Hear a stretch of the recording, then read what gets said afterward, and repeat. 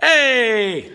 All right, I am back for your paleo lecture. Sorry that everybody kind of missed out on that on Saturday. We ran over on time a little bit, but as promised, I told you I'd record myself and send it over to you. So let's go on our sheet to the notes that we had.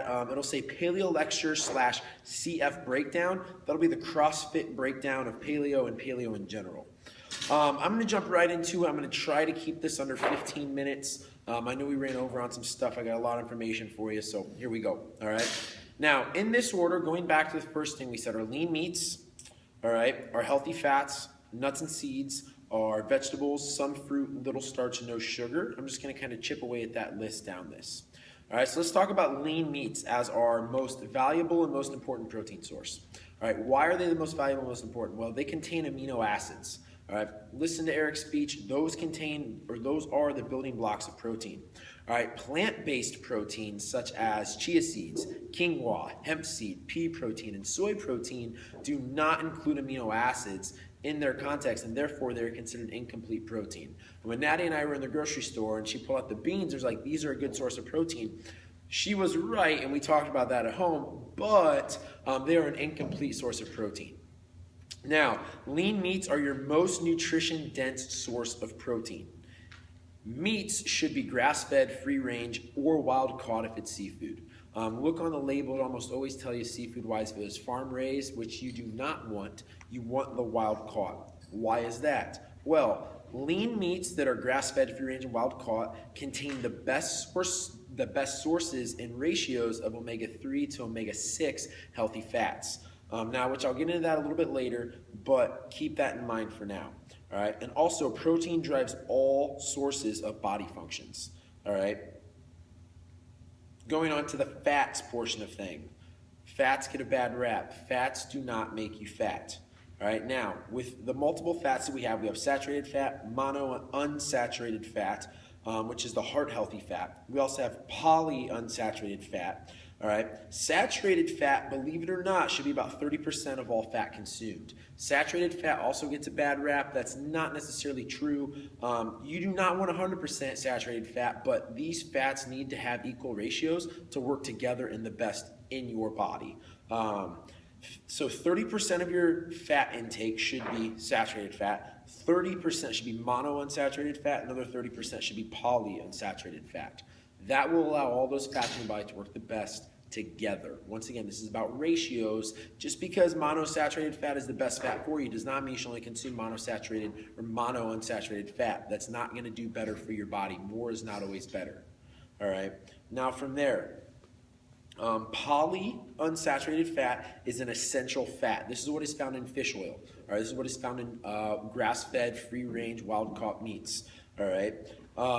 Poly contains omega-6, which is an inflammatory fat or fish oil, or omega, and it contains omega-3, which is an anti-inflammatory. All right, omega-6 is not quote-unquote bad. It's the ratios of omega-3 to omega-6 in Western civilizations, in the diets of America, that is bad and causing unhealthy causes and disease, early death. Inflammation in the body leads to heart disease, diabetes, cancer, all the negative things we talked about in the beginning. So just because omega-6 is in a lot more foods, you consume a higher diet of it, that is where the issues are coming in. So you should not totally drop omega-6 out of your diet. Think about this. Research has shown that in caveman days, diets contained 3 or 2 omega-6 to 1 omega-3. So the ratio that cavemen were eating were 3 to 2 omega-6 to 1 omega-3. Guess what it is today? In 2015, Western diets contain 10 omega-6 to 1 omega-3. So the omega-6 has jumped up that much in our diets, from the fried foods, the fatty foods, the fast foods, the chips, the breads, the pastas, the grains, that all contain the omega-6s, and our omega-3s have stayed the same. You need to consume an equal balance of fats for them to work efficiently with each other. When you eat foods containing natural fats, grass-fed, free-range, wild-caught meats, you automatically receive the correct balances of these fats. These proteins contain more omega-3 than store-bought meat, fish, or eggs. The non-organic meat, fish, or eggs, or the farm-raised fish, will not contain as much omega-3. Now, the free-range, the wild-caught, and the grass-fed meats will all contain omega-6, but the ones that are non-organic, non-grass-fed, non-wild-caught contain omega-6 and less omega-3. All right. Now, a good rule to follow is to rotate your meat sources frequently to receive an equal balance of all types of fat. So you want to make sure that you're eating salmon. You want to make sure you're eating tilapia, shrimp, seafood, but don't just stick to seafood. You want to make sure you're eating chicken. You want to make sure you're eating lamb. You want to make sure you're eating beef. You want to make sure you're eating multiple different kinds of meats. If you're not eating, now I know, people say, those meats are more expensive. I can't afford to eat those with my dad. I can't afford to feed my family grass-fed meats or wild-caught salmon every other night for dinner. Now keep this in mind. If you're not eating grass-fed, free-range, wild-caught foods, you do not need to, and you do not eat seafood. Some people aren't seafood fans. Believe it or not, seafood contains the highest amount of nutrition you can get out of any food. So seafood is really where it's at. But if you're not eating those foods, you will need to supplement with an omega-3 and limit omega-6 in your diets the best you can, because once again, those natural sources are going to be better than any supplement you can get. Omega-6 is found in vegetable oils, wheat, cereals, cashews, pine nuts, soybeans, hemp oils, hemp seeds. Foods to avoid would be those. Now let's talk about vegetables. All right, vegetables are a good source of glucose, and your body handles glucose very well. All right, carbohydrates equal energy, and with CrossFit, you're gonna need a lot of carbs. You're gonna need a lot of energy. Vegetables are the largest source of micronutrients available, meaning, once again, going back to our conversation on how we want the micronutrients, those are the vitamins, those are the minerals. Well, vegetables are the best bang for your buck. Search for the low glycemic vegetables such as zucchini, tomato, onion, radish, cabbage, Brussels sprouts, cauliflower. The list of low glycemic carbohydrates vegetables are endless. All right. I like to say that vegetables are the fountain of youth because they are. Eat as many of these and as often as you would like. Now let's talk about some fruits. Notice I do not just say fruits, I say some fruits. All right, fruit broken down is a good source of glucose, but it also contains fructose, which is basically just sugar in your body. Fructose in large doses is not good. Now, you do not want to sit there and eat a bag of grapes, all right? Large amounts of fructose in the body, not good. You should consume less than 50 grams of fructose per day, which most of us probably do, unless you're a fruitaholic, but consume up to and no more than 3 to 4 fresh pieces of fruit per day. Now that is on the high end. I typically recommend 2 to all my clients, just because they're gonna get enough of fructose and sugar from other parts of their diet than what they need to be eating 3 to 4 pieces of fresh fruit a day. Avocado and coconuts are technically fruits, but those are actually better sources of monounsaturated fats than they are fructose, so those will go up into the fat column. The key with fruit and balancing fructose is variety of fresh fruits. So eat berries, eat oranges, eat apples, rotate them into many different recipes, mangoes, throw it all together. Don't just stick to the same fruits over and over and over and over, because you're only gonna give your body the same vitamins and minerals or micronutrients over and over and over. Dried fruits, the problem with dried fruits is that dried fruits are missing all the fiber, all the water, and a majority of vitamins, and they contain the same levels of fructose as fresh fruit. Now, they're not bad, but they're not as good for you as what eating a fresh piece of fruit would be. They are sweeter, but it's because they don't have the water or the fiber in them. So if you have an option to eat dried fruit or fresh fruit, go with the fresh fruit always. All right, fruits that are lower in fructose, so fruits that you can probably eat a little bit more of than traditional fruits, are going to be berries, pears, apricots, cantaloupe, peaches, apples, and watermelon. Those typically contain a lower amount of fructose, which is good, which is what we want. All right, let's discuss the little starch. All right, starch is a source of carbohydrate. All right, starches are going to be grains, legumes, and potatoes. All right, what the heck are legumes? Well, legumes are dried fruits contained in a shed or a pod.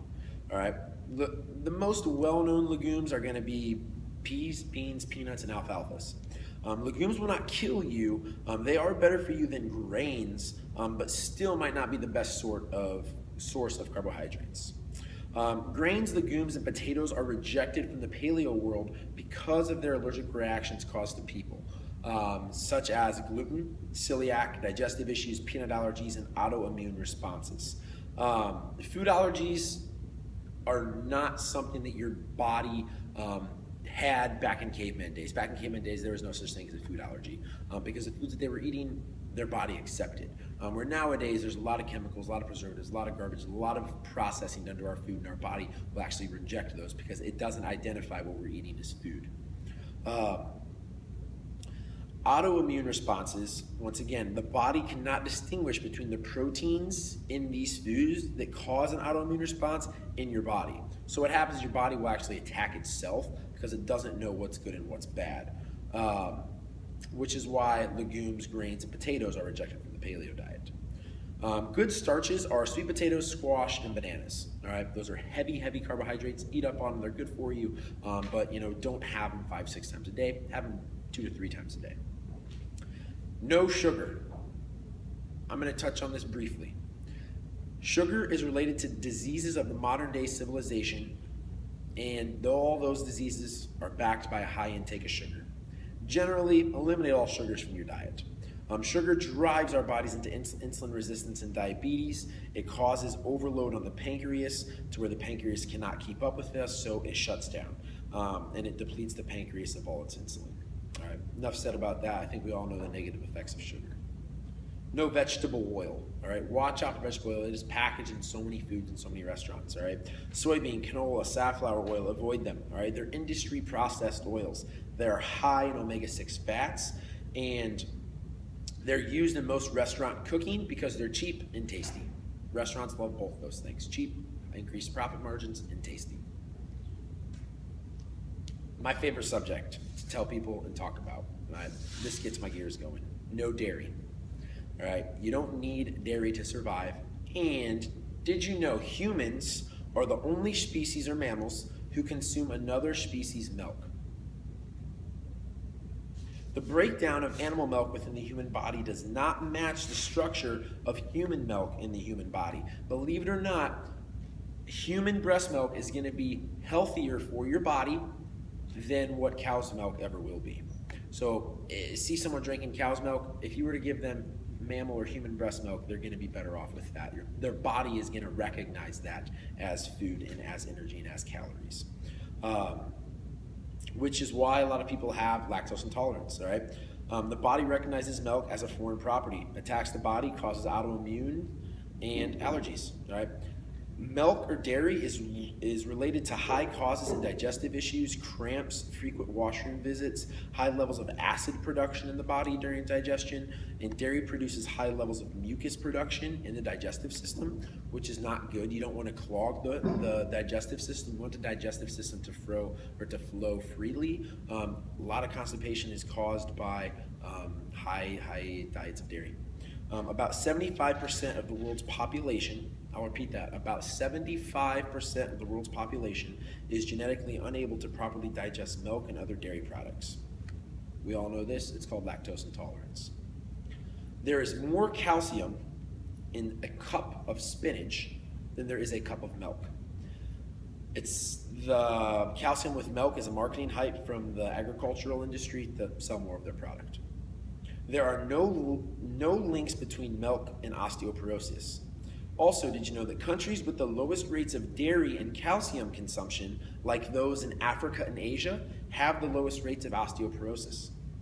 Vitamin D is more important than bone health than calcium is. Milk, dairy, yogurt is loaded with chemicals from cows to preserve the shelf life of the product. Meaning raw milk, unpasteurized raw milk, straight out of the udder from a cow, strained, is going to be your best source of dairy. It's actually illegal to sell in Ohio, but there are some local farmers you could probably get in contact with and talk to them about getting their illegal milk. But it's going to be the best option for you because it doesn't contain the preservatives and the chemicals, and most of the cows amongst the area are grass-fed cows. All right, from here I'm going to skip to my omega-3 talk on fish oils. You can read the sheet and follow along. We're going to go to the supplement section and recommendations. All right, so supplement recommendations, and this is going to be my last note to touch on. I'm running about 15 minutes right now, so bear with me here. Now let's talk about omega-3. All right, fish oil. Heard tons about it. You pay for what you get. I want everyone to do this. If you're at home, grab your fish oil bottle and take a look at the back of the ratios. All right, I want you to look at total daily omega-3s. It should be over 3,500 milligrams. If it's not, let's continue reading the label. Of the 3,500 milligrams, EPA, look on the back, it should be a line below there, it says EPA, needs to be 2,205. EPA, fish oil, is related to body inflammation, muscle soreness, joint pain. This is what you're going to notice probably the biggest effects of fish oil from. Once again, EPA, think body, all right? Most of your bodily functions. Now let's look at the DHA. It should be the line right below that. DHA needs to be about 990 milligrams per serving. But check this out. DHA affects brain health and neuron communication. So think DHA, think brain. All right, believe it or not, your brain is mostly fat. So the DHA in your brain, the fat in your brain is DHA. The more of that, the better it is. It's going to be for your thinking processes, your neurons firing, your transmitters communicating better with each other. It's going to flow a little bit better. And let's take a look at the third one on there. It should be ALA. This should be about 500 milligrams or more. All right, it's shown less effective. ALA is shown less effective than EPA and DHA, but has a role on the ratios and their effects of EPA and DHA on the body. So you do not totally want to discard ALA. It's actually needed for EPA and DHA to work better in your body, and that's kind of the benefit of having that. Studies have shown that high concentrations of fish oil may reduce inflammation, lower triglycerides, and improve your cardiovascular health. Clinical research suggests that omega-3 fatty acids can help lower heart disease, cancer, multiple sclerosis, bipolar conditions, depression, ADHD, chronic pain, and possibly Alzheimer's disease. All of those which are associated with nutrition, diet, a high diet of processed carbohydrates and sugar. All right, so I want everyone to take a look at the back of their bottle. If your EPA and DHA does not match up, and ALA does not match up to be about 3,700 milligrams, chances are with what you have at home, you're gonna need to be taking probably 12 to 15 pills a day. Too much fish oil, all right? Go to a good quality source, get a fish oil. It's gonna cost you less money in the long run for the bottle of $10 fish oil or the bottle of $65 fish oil that's gonna contain all of the right omega-3s in the right ratios. All right, don't mean to ramble here. Please check out our sheets. I even attached the Paleo Lifestyle Days example of food on there and how someone who is a follower of the Paleo diet can look at. And just check it out and give it a try. I recommend to people, eat Paleo 80% of the time, but once again, you're only human. Enjoy the other 20% of your life and, eat the foods that you enjoy. All right. Thanks for watching this video. I hope you found this entire seminar useful. If you have more tips if you have more questions or anything, please reach out to us at crossfitm2.com or send us an email at team@crossfitm2.com or check out our Facebook page. It's facebook.crossfitm2.com. We post a lot of daily nutrition updates and everything on there, and we'd love to hear from you further on this. So let us know your thoughts, and happy eating.